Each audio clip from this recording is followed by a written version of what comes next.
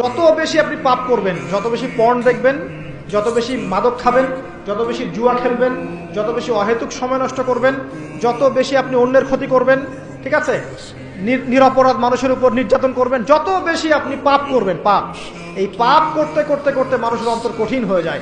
ইবনুল কাইয়্যিম রাহিমাহুল্লাহ বলেছেন যে পাপ করতে থাকলে মানুষের অন্তর কঠিন হয়ে যেতে থাকে এবং ইস্তেগফার আর জিকির করলে গিয়ে মানুষের অন্তর আবার নরম হতে থাকে। পাপের উপর পাপ করতে থাকলে মানুষের অন্তর কঠিন হতে থাকে।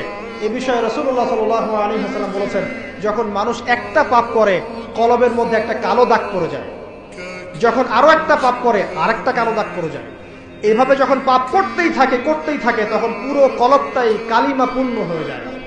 এই অবস্থায় যদি সে তওবা করে আল্লাহ পাক মাফ করে দিবেন। যদি এই অবস্থায় তার মৃত্যু হয়ে যায়, তার আত্মাটা থেকে দুর্গন্ধ বের হতে থাকে, যে আত্মাটা কবজ করতে পর্যন্ত মালাকুল মউত মানে ঘৃণা পোষণ করে।